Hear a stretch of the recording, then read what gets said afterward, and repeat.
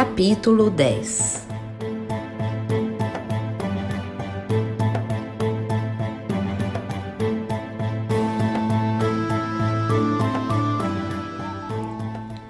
Gwynethar, observando as preparações no salão, ouvia a voz suave do bispo Patrício dizer: "Ninguém vem ao Pai a não ser por mim."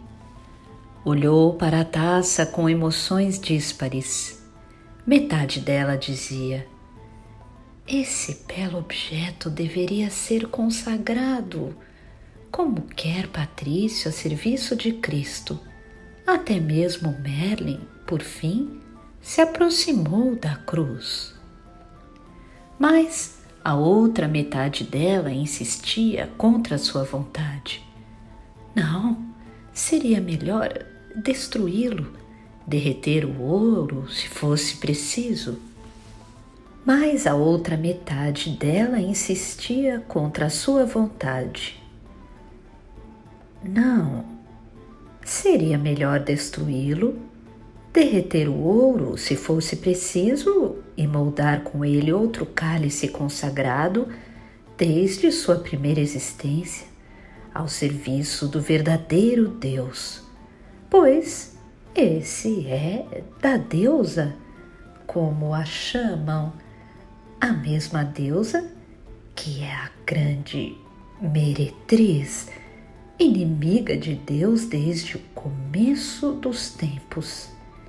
É certo que os padres dizem: com a mulher o mundo entrou neste mundo. E então ficou confusa, pois certamente as mulheres não podem ser todas malignas. Deus mesmo escolheu uma mulher para dar à luz seu filho, e o próprio Cristo falou sobre o céu a seus discípulos escolhidos e às suas irmãs e esposas. Uma, ao menos, abandonou aquela deusa. Sentiu o rosto se suavizar ao olhar para Nimue, a filha de Elaine, tão parecida com ela quando criança, mas ainda mais bela, com algo da vivacidade sorridente e a graça ágil do jovem Lancelot. Nimue era tão bela e doce que não podia acreditar que algo nela pudesse ser maligno. Mas ela servira desde criança na própria casa da deusa, e agora se arrependera daquela obra maligna e viera a Camelot, implorando para que ninguém soubesse que servira em Avalon, nem mesmo o bispo Patrício, nem mesmo Arthur. Seria difícil, pensou Gwynethar, negar qualquer coisa a Nimue. Tinha jurado a si mesma guardar o segredo da jovem. Ela olhou para além de Nimue, onde Patrício estava de pé, pronto para tomar a taça nas mãos. Então, Gwynethar teve a impressão de que um grande anjo, com as asas na sombra atrás da forma brilhante, levantou nas mãos uma taça que cintilava como uma grande estrela. Era vermelha como um coração pulsante, um rubi cintilante. Não, mas era azul como o céu mais profundo, e surgia um perfume como o de todas as rosas de cada jardim que já visitara na vida. E um grande vento fresco pareceu soprar de repente pelo salão, e embora estivessem em uma missa, Gwynethar subitamente sentiu que poderia se levantar de seu assento e correr para fora, para as colinas, nos grandes espaços que pertenciam a Deus, sob seu imenso céu que cura. Ela sabia dentro de seu coração que nunca mais teria medo de deixar a prisão do quarto e do salão. Podia caminhar sob o céu aberto e sobre as colinas sem medo, pois Deus estaria com ela onde quer que fosse. Ela sorriu, incrédula. Ouviu-se rindo alto e a coisinha dentro dela, tanto tempo aprisionada, perguntava raivosa: na missa sagrada? Mas a verdadeira Guinevere dizia, ainda rindo, embora ninguém tivesse ouvido: se não posso encontrar deleite em Deus, então o que é Deus para mim? E então, através dos perfumes doces e da alegria, um anjo estava diante dela, a taça em seus lábios. Estremecendo, ela bebeu, baixando os olhos, mas sentiu um toque na cabeça e olhou para cima. E o que viu não foi um anjo, mas uma mulher coberta por um véu azul com grandes olhos tristes. Não houve som, mas a mulher disse a ela: existo desde muito antes de Cristo e fui eu quem a fez como é. Sendo assim, amada filha, esqueça-se de toda vergonha e seja feliz, pois você também é da mesma natureza que eu. Guinevere sentiu que todo o seu corpo e seu coração eram feitos de puro júbilo. Não sentia essa felicidade desde quando era pequena.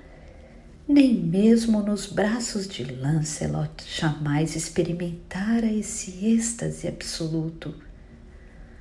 Ah, se pudesse ter dado isso ao meu amante! Sabia que o anjo, ou fosse qual fosse a presença que tocara, tinha seguido adiante e ficou triste com isso, mas a felicidade ainda pulsava dentro dela e olhou com amor enquanto o anjo levava a taça em chamas aos lábios de Lancelot. Ah, se ao menos ela puder lhe dar um pouco desta alegria, meu triste amante. As chamas ardentes e o vento forte encheram o salão e foram silenciados. Guinevere comeu e bebeu, embora jamais viesse a saber o que era.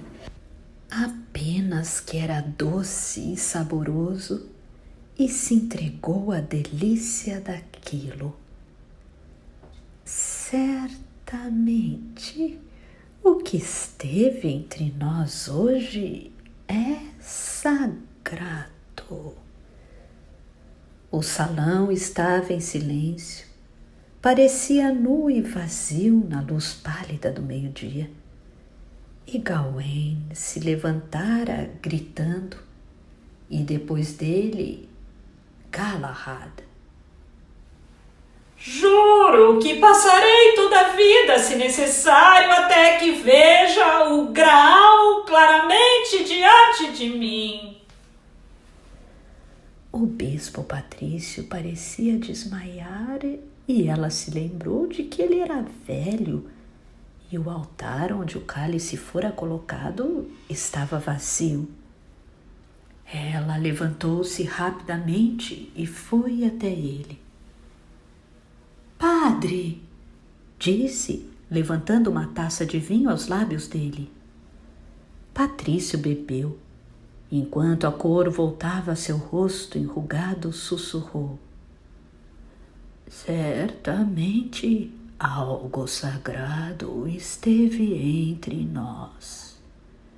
Eu realmente fui alimentado na mesa do Senhor, com o mesmo cálice do qual ele bebeu na última noite santa antes de sua paixão. Winifred começava a entender o que acontecera. O que viera a eles naquele dia pela vontade de Deus foi uma visão. O bispo sussurrou: a senhora viu, minha rainha, o cálice do próprio Cristo?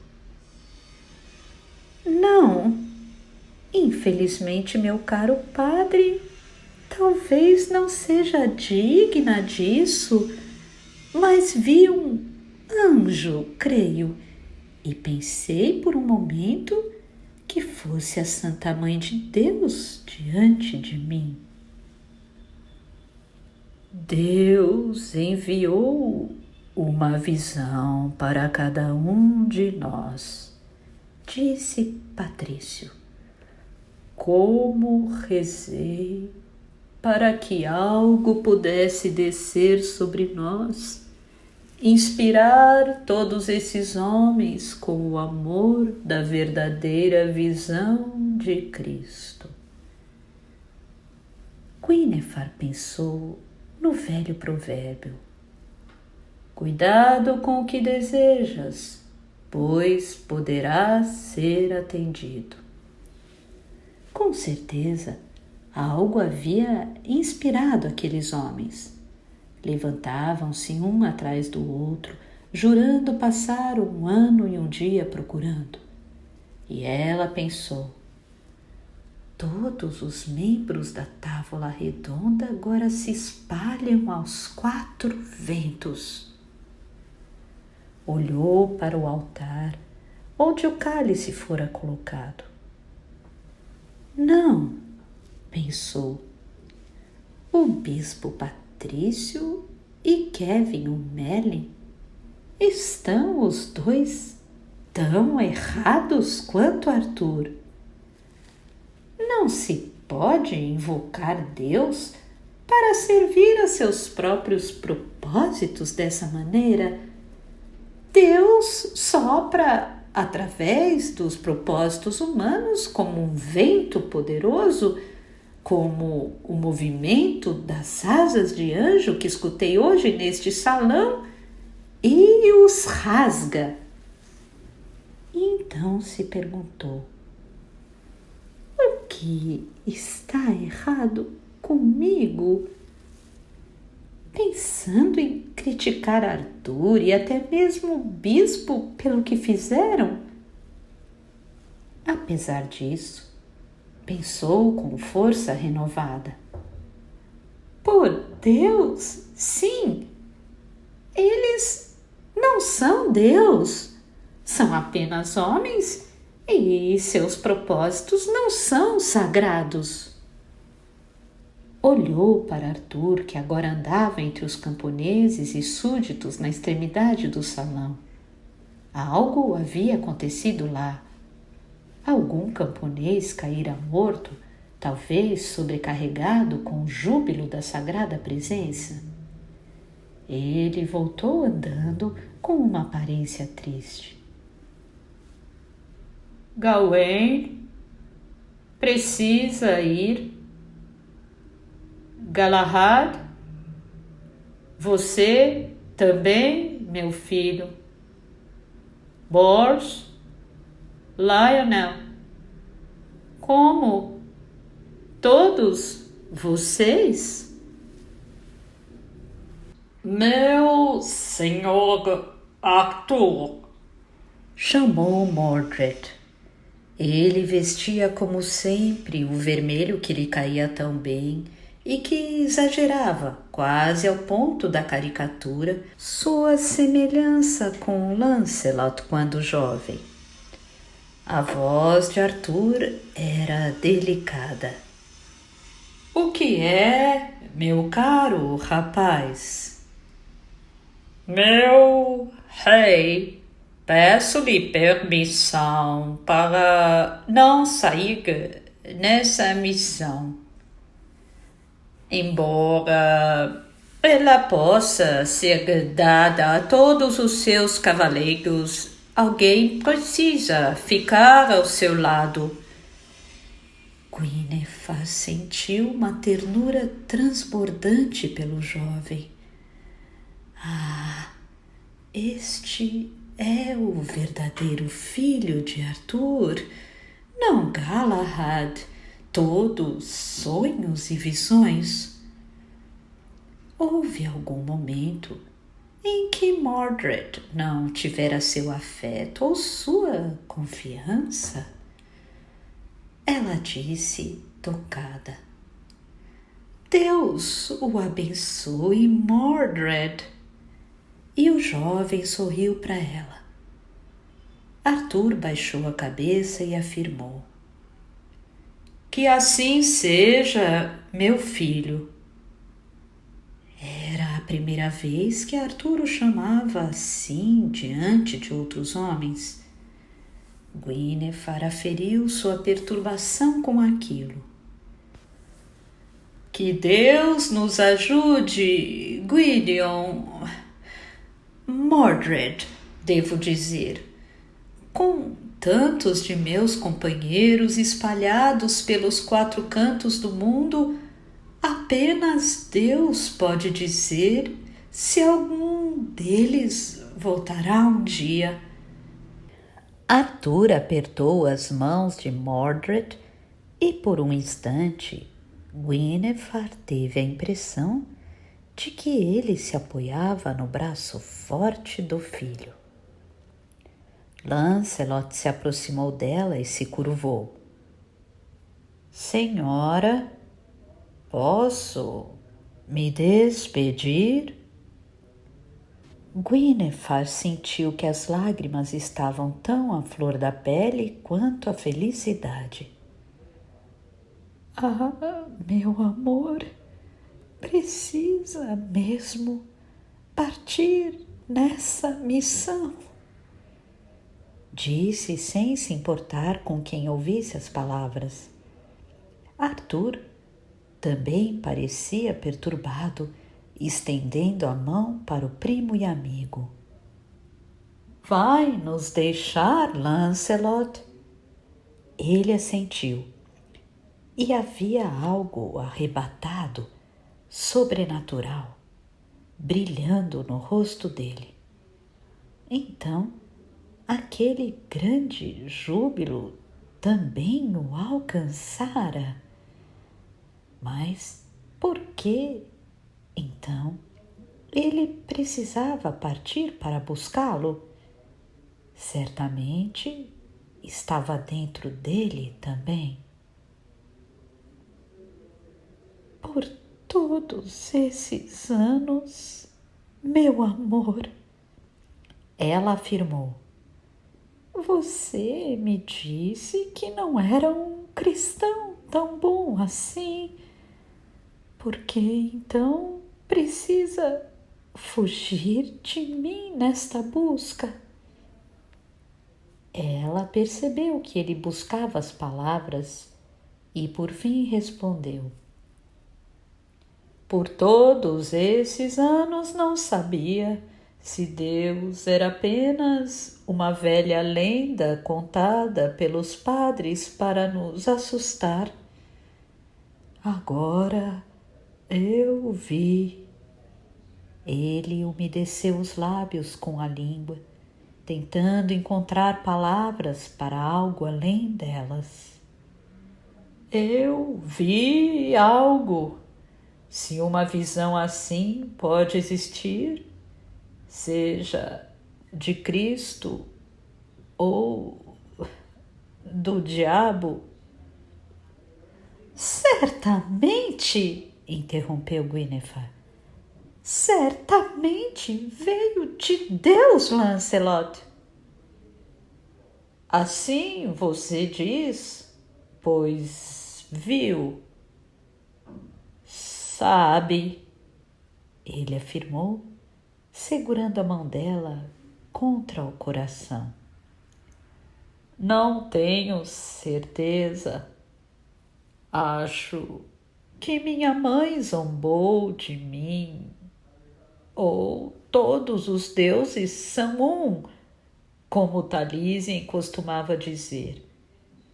Estou dividido entre a escuridão de jamais saber e a luz além do desespero que me diz. E, novamente, ele buscava as palavras.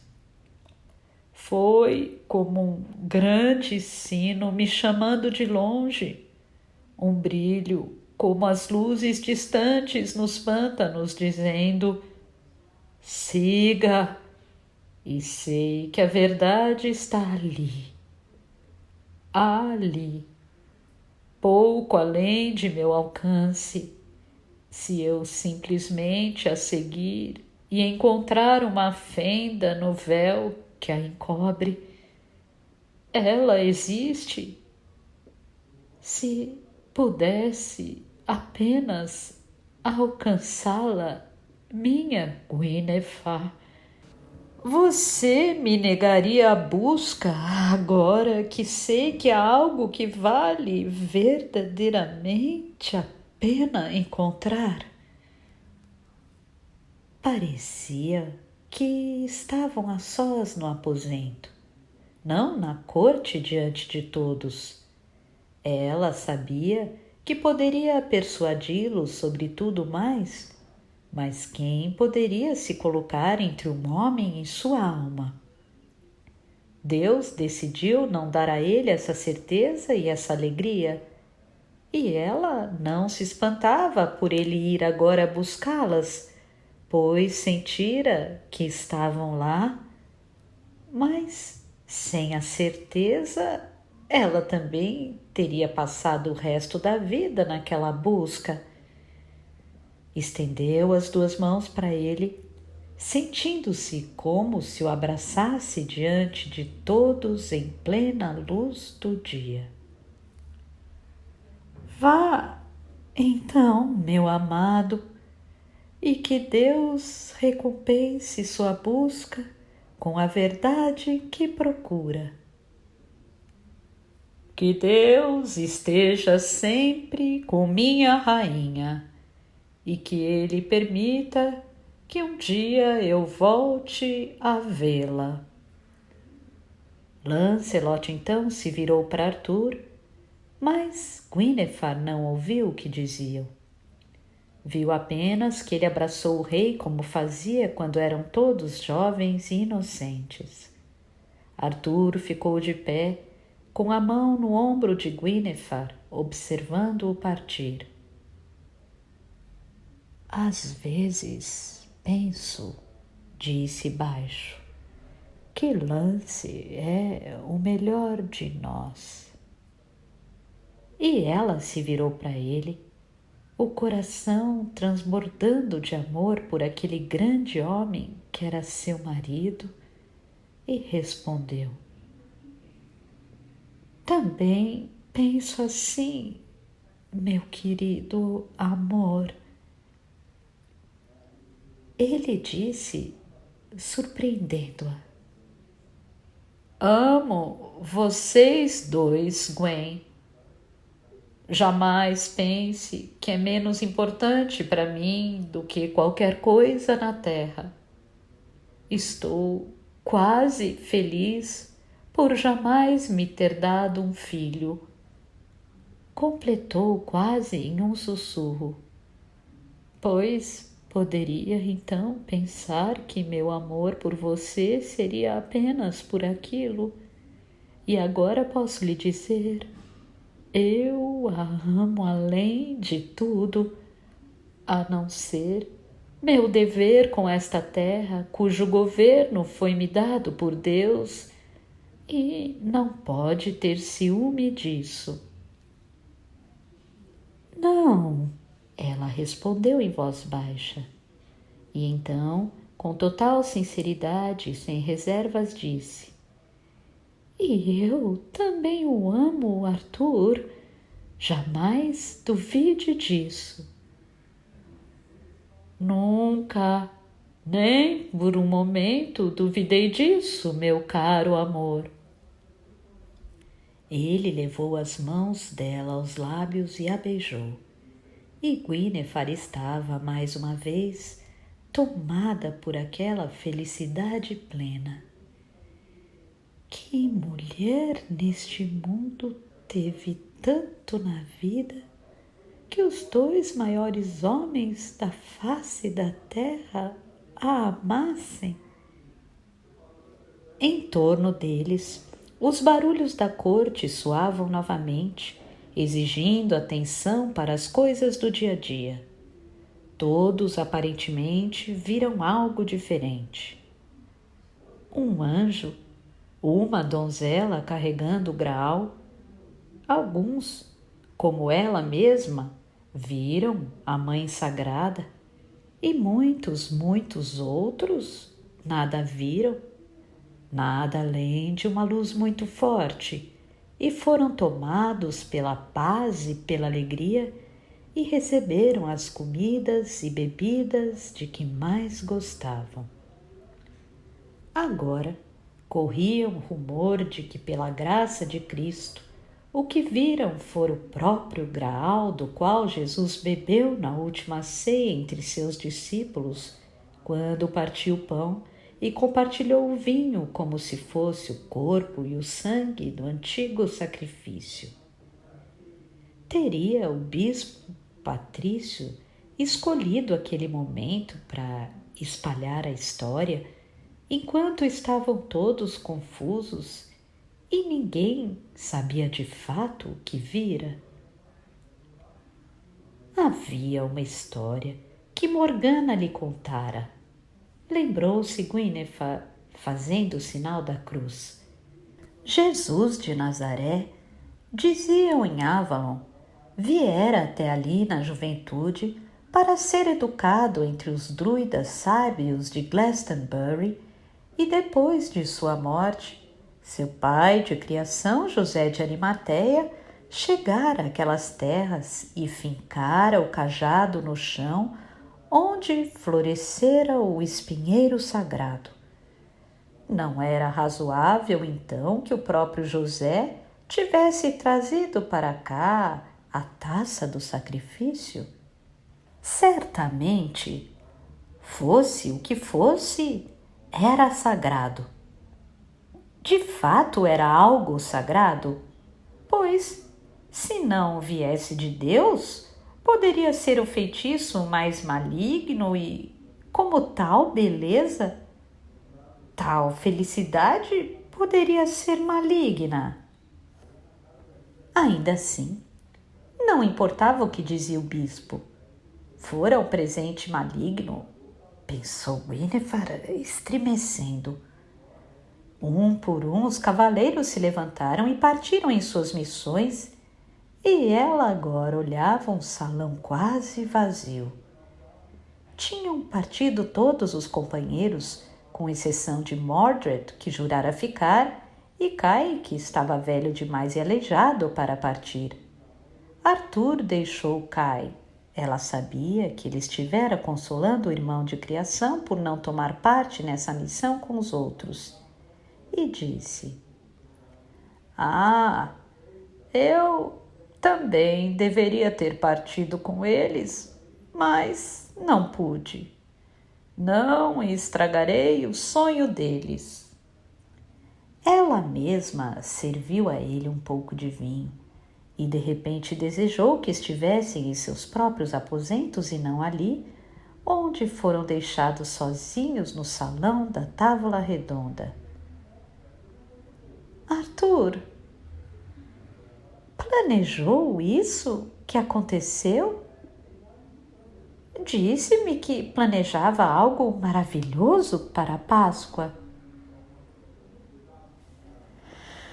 Ah, sim, ele respondeu, recostando-se fatigado em seu assento. Mas juro que não sabia o que fora planejado pelo bispo Patrício ou pelo Merlin. Sabia que Kevin trouxera com ele as insígnias sagradas de Avalon. Ele pousou a mão na espada. Recebi a espada em minha coroação e agora ela foi colocada a serviço do reino e de Cristo. Pareceu-me, assim como disse o Merlin, que o mais sagrado dos mistérios do mundo antigo deveria ser colocado a serviço de Cristo, já que todos os deuses são um só, conforme Talísien sempre nos disse. Nos velhos tempos, os druidas chamavam seu Deus por outro nome, mas essas coisas pertenciam a Deus e devem ser dadas a Ele. Mesmo assim, não sei o que aconteceu no salão hoje. Você não sabe? Você? Não lhe parece que contemplamos um verdadeiro milagre? Que Deus esteve diante de nós para mostrar que o cálice sagrado deveria ser reivindicado a seu serviço? Às vezes, creio que sim. Mas, então me pergunto, não teria sido a mágica do Merlin que nos encantou para que cada um tivesse uma visão e pensasse assim? Agora, meus companheiros se foram e quem sabe se algum dia retornarão. Ele levantou o rosto para Gwynethar. Ela notou, como se estivesse muito longe, que as sobrancelhas dele agora estavam totalmente brancas e que seu cabelo louro estava bastante prateado. Sabia que Morgana esteve aqui? Morgana? Não sabia. Por que não veio nos cumprimentar? Você ainda pergunta? Ela partiu da corte sob meu grande desagrado. Arthur apertou os lábios e novamente sua mão buscou o punho de Excalibur, como se para se reassegurar de que ainda estava ao seu lado. Agora pendia em uma bainha de couro, feia e grosseira. Gwynethar jamais ousara perguntar a ele o que havia acontecido com aquela que Morgana fizera para ele havia tantos anos, mas agora adivinhava que isso estava por trás do desentendimento dos dois. Você não sabia? Ela se rebelou contra mim. Queria colocar seu amante Acollon no trono em meu lugar. Gwynethar pensou que jamais sentiria novamente raiva de qualquer criatura depois da visão jubilosa daquele dia. Até mesmo naquele momento, o que ela mais sentiu por Morgana foi pena. E pena também de Arthur, sabendo que depositara seu amor e confiança na irmã que o traíra. Por que não me contou? Jamais confiei nela. Por isso, não contei. Pensei que eu não suportaria ouvi-la dizer como jamais confiara em Morgana e como sempre me alertara contra ela. Mas Morgana esteve aqui hoje, disfarçada como uma velha camponesa. Estava envelhecida, Gwynethar. Envelhecida, inofensiva e doente. Acho que veio disfarçada para observar, talvez, o lugar em que um dia teve grandes honrarias e, quem sabe, para ver mais uma vez seu filho. Parecia mais velha que nossa mãe quando morreu. Ele ficou em silêncio, contando nos dedos e por fim disse: ora, e realmente é. Assim como sou mais velho do que meu pai jamais foi, minha Guinevere. Não creio que Morgana tenha vindo para fazer maldades, e se veio, com certeza, foi impedida pela visão sagrada. E se calou. Guinevere sabia, com seu instinto certeiro, que ele ainda amava Morgana e sentia falta dela. Os anos passam e há tantas coisas que não posso dizer a Arthur ou ele a mim, mas, ao menos, ambos falamos hoje de Lancelot e do amor que estava entre nós. E teve a impressão por um momento de que o amor dele era a maior verdade da sua vida e que o amor jamais poderia ser medido, tanto em relação a um quanto ao outro, mas era um fluxo eterno e sem fim, que quanto mais amava, mais amor tinha a dar. E agora dava a todos como ele lhe fora dado por sua visão. Mesmo pelo Merlin, hoje ela sentia aquele fluxo de afeto e ternura. Veja como Kevin se atrapalha com sua harpa. Devo enviar alguém para ajudá-lo, Arthur? Ele não precisa, pois Nimue o está ajudando, vê? E novamente ela sentiu o amor transbordante, dessa vez pela filha de Lancelot e Elaine, filha dos dois que mais amara. A mão de Nimue sob o abraço do Merlin, como a velha lenda da donzela que se apaixonou por uma besta selvagem das profundezas da floresta. Mas hoje sentia amor até pelo Merlin, e estava feliz por ele ter as mãos jovens e fortes de Nimue para ajudá-lo. À medida que os dias se passavam na corte quase vazia de Camelot, Nimue parecia-se cada vez mais com a filha que jamais tivera. A garota ouvia com atenção cortês quando ela falava e lisonjeava sutilmente. Era sempre rápida para atender suas menores necessidades. Apenas uma coisa em Nimue desagradava a Guinevere. Passava tempo demais ouvindo Merlin.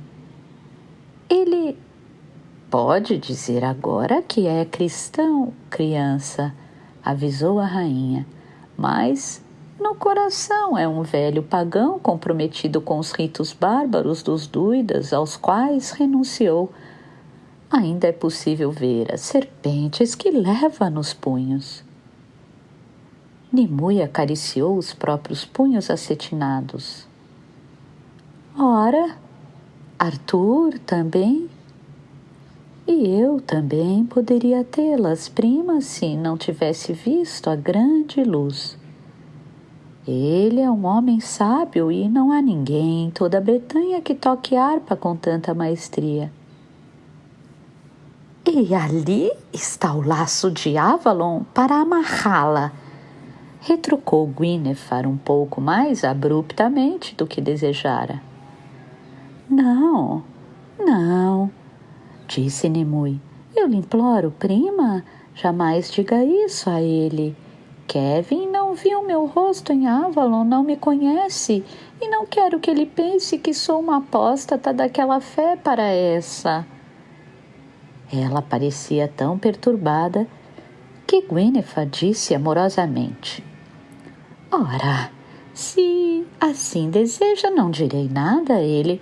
Não disse nem a Arthur que veio de Avalon. E gosto tanto de música e da harpa, pediu Nimue. Não devo falar com ele? Guinevere sorriu com indulgência. Seu pai também foi um ótimo músico. Uma vez disse que a mãe dele lhe deu uma harpa para brincar antes que ele tivesse idade para segurar uma espada de brinquedo e o ensinou a tocar as cordas. Gostaria mais do Merlin se ele ficasse com sua harpa e não quisesse ser um dos conselheiros de Arthur. Para mim, aquele homem é um monstro. Sinto muito por vê-la assim, tão contra ele, prima. Não é culpa dele, tenho certeza de que preferiria ser belo como meu pai e forte como Gareth. Gwyneth baixou a cabeça. Sei que não é caridoso de minha parte, mas desde criança tenho repulsa pelos deformados. Não tenho certeza de que não tenha sido a visão de Kevin que me fez abortar na última vez que tive a chance de ter um filho. E se Deus é bom, não é condizente que o que vem de Deus deva ser belo e perfeito e que o que é feio e deformado deve ser obra do diabo imundo. Não, respondeu Nimue. Não me parece provável. Deus mesmo enviou desafios ao povo nas escrituras sagradas, pois afligiu Jó com lepra e úlceras e fez Jonas ser engolido por um grande peixe. E repetidamente nos dizem que ele fez seu povo escolhido sofrer e até mesmo o próprio Cristo sofreu. É possível pensar que aquelas pessoas sofreram porque era a vontade de Deus que sofressem mais que as outras. Pode ser que Kevin sofra suas aflições por causa de algum grande pecado que cometeu em uma vida anterior a esta. O bispo Patrício diz que essa é uma ideia pagã e que nenhum cristão deveria acreditar nessa mentira abominável de que nascemos e renascemos, senão como chegaríamos ao céu? Nimue sorriu, recordando-se de Morgana lhe dizendo: Nunca mais me fale de qualquer coisa que o padre Griffin tenha lhe dito. Pensou que gostaria de dizer isso a Gwyneth naquele momento, mas manteve a gentileza na voz. Ah, não, prima, pois mesmo a Sagrada Escritura conta como homens perguntaram quem era João Batista. Alguns homens disseram que Jesus Cristo era Elias redivivo, e ele respondeu: Eu vos digo, porém, que Elias já veio, mas não o reconheceram. E os homens souberam, assim diz a Sagrada Escritura, que ele falava de João. Assim, se o próprio Cristo acreditava que os homens renasciam, como pode ser errado que a humanidade creia nisso? Gwyneth se perguntou quanto do conhecimento da Escritura chegara até Nimue vivendo em Avalon. E recordou-se de que Morgana também sabia mais.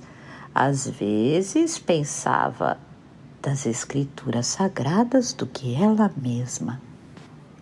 Acho que talvez os padres não queiram que pensemos em outras vidas, porque desejam que sejamos muito bons nesta, disse Nimue.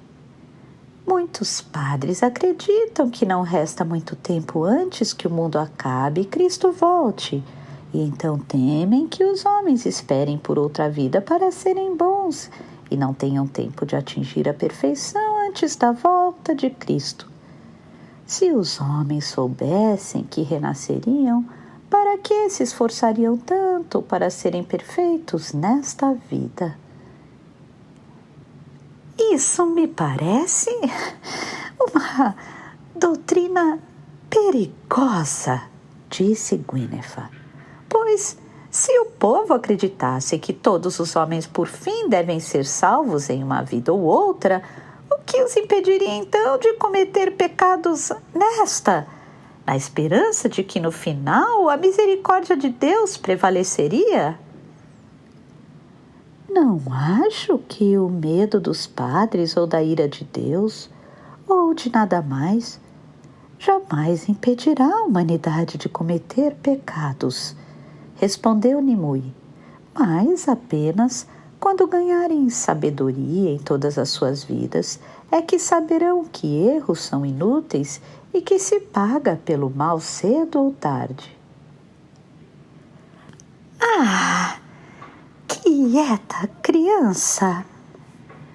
Imagine se alguém a escuta dizendo tais heresias, embora seja verdade, disse Guinevere depois de um momento, que desde a Páscoa me parece que há misericórdia infinita no amor de Deus e que talvez ele não se importe tanto com o pecado como alguns dos padres gostariam que acreditássemos. E agora, talvez, eu também esteja falando heresias. Nimue apenas sorriu novamente, pensando consigo mesma. Não vim à corte para trazer iluminação a Guinevere. Tenho uma missão mais perigosa e não cabe a mim pregar a ela a verdade que todos os homens e mulheres um dia chegarão à iluminação. Você não acredita que Cristo voltará, Nimue? Não, pensou Nimue. Acredito que os grandes iluminados como Cristo vêm apenas uma vez, depois de muitas vidas adquirindo sabedoria, e então se vão para sempre, para a eternidade. Mas acredito que os divinos nos enviarão outros grandes mestres para pregar a verdade à humanidade e que a humanidade sempre os receberá com a cruz, o fogo e as pedras. Não importa no que acredito, prima. O que importa é a verdade. Alguns padres pregam que o Deus deles é um Deus de amor e outros que ele é maligno e vingativo. Às vezes sinto que os padres foram enviados para punir as pessoas, já que elas não escutam as palavras de amor de Cristo. Deus lhe enviou os padres com sua mensagem de ódio e intolerância. E, então, ela parou antes de completar, pois não queria irritar Guinevere. Mas a rainha apenas disse: Bem, Nimue, conheci padres assim. E se alguns padres são homens maus, completou Nimue, não consigo achar totalmente despropositado que alguns druidas possam ser bons. Deve existir, pensou Guinevere, algum erro nessa argumentação. Mas ela não conseguia percebê-lo. Bem, minha querida, você pode estar certa, mas vê-la com Merlin me deixa nauseada. Embora saiba que Morgana pensasse bem dele, fala-se aqui na corte até que eram amantes. Muitas vezes me perguntei como uma mulher tão meticulosa como Morgana podia deixar que ele a tocasse. Nimue não sabia daquilo e fez uma nota mental. Era assim que Morgana havia descoberto a fraqueza dele. Ela respondeu apenas: De tudo o que aprendi em Avalon, o que mais amei foi a música e Do que ouvi das Escrituras Sagradas, o que mais me agradou foi o salmista que nos disse para louvar a Deus com alaúde e harpa. E Kevin prometeu que vai me ajudar a encontrar uma harpa, pois vim para cá sem a minha. Posso pedir para chamá-lo, prima? Gwyneth hesitou, mas não podia resistir à súplica doce no sorriso da jovem e respondeu: É claro que pode, querida criança.